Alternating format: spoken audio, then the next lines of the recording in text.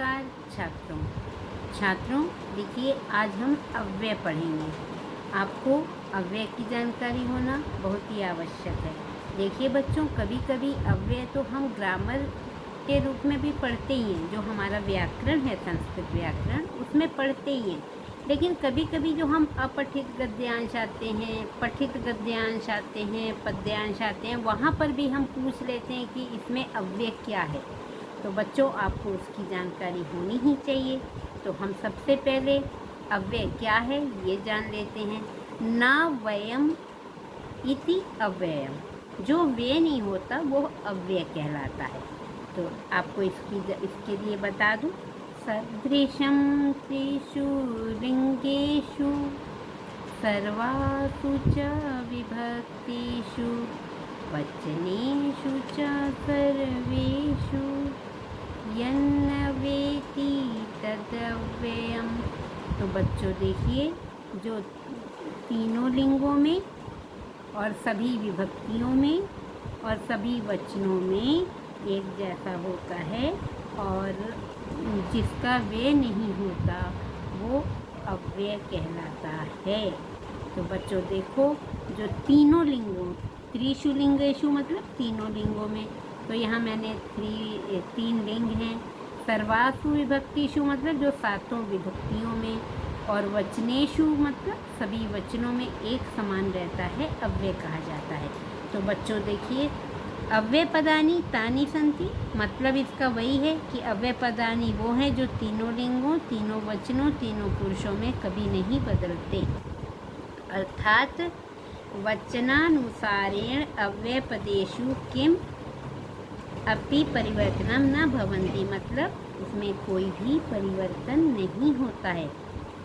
अब मैं एक बार फिर से परिभाषा को क्लियर कर देती हूँ। जिन शब्दों में लिंग विभक्ति के अनुसार कोई परिवर्तन नहीं होता, अतः सदा एक रूप रहते हैं, अव्यय कहे जाते हैं।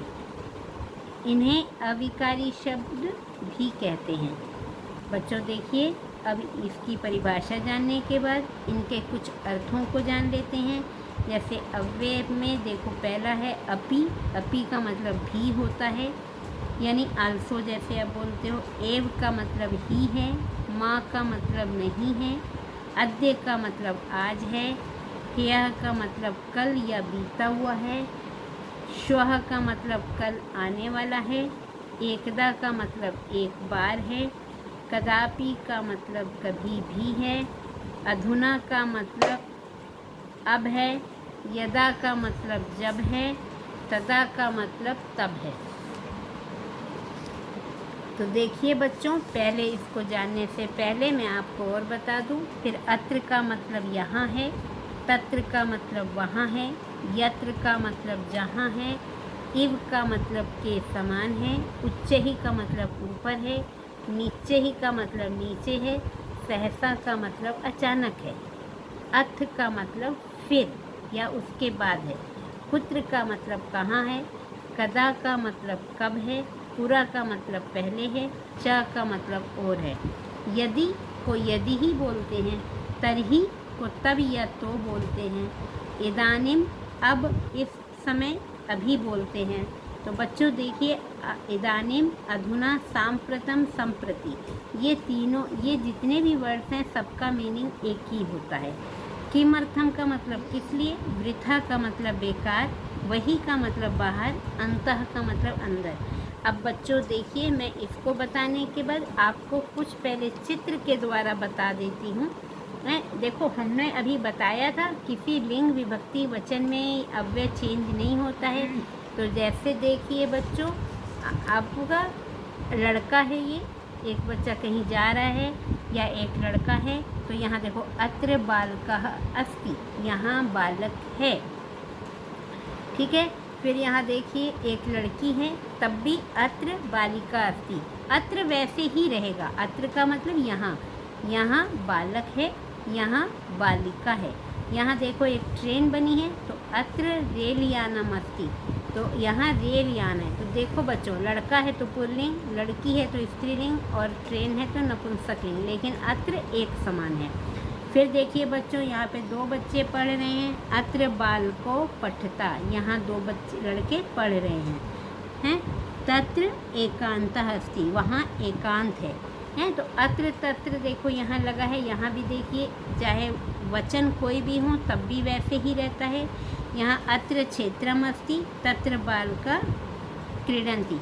यत्र मतलब जहाँ, जहाँ पर क्षेत्र है, फील्ड है, वहाँ पर बच्चे खेल रहे हैं। ठीक है।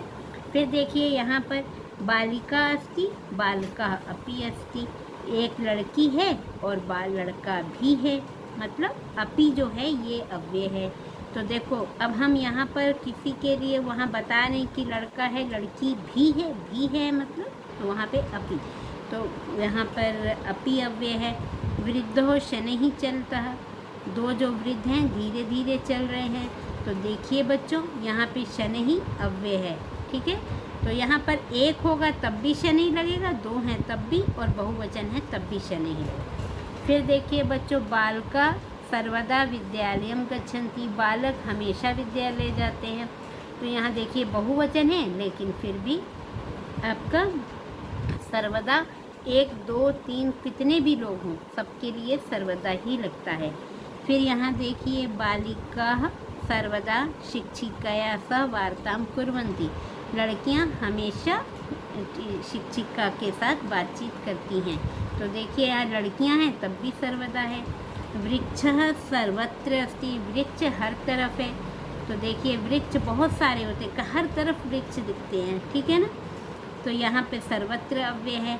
फिर देखिए बालकः सदा पठति, तो ये जो सदा है ये भी अव्यय वर्ड है। ठीक है। बालक हमेशा पढ़ता है। फिर देखिए यथा राधा नृत्यति, जैसे राधा नाच रही है, तथा माला नृत्यति, वैसे ही माला भी नाच रही है। तो यथा तथा ये भी अव्यय वर्ड है। तो बच्चों देखिए इसके बाद मैं आपको कुछ फिलअप के रूप में आपको कुछ सेंटेंस समझाने जा रही हूँ। तो आप इसको देखेंगे। तो देखिए यहाँ पे असत्यम है, डैश है, वध। मैंने आपको यहाँ पे आंसर लिख दिया है, असत्य माँ नहीं बोलो, मत बोलो। तो माँ का मतलब क्या होता है? नहीं। जलम नीचे ही बहती, जल नीचे बह रहा है, मतलब नीचे नीचे बह रहा है, थोड़ा गहराई में बह रहा है, तो नीचे, ये भी अव्यय है। सहसा सह तत्र आगता, अचानक वह वहाँ आ गया।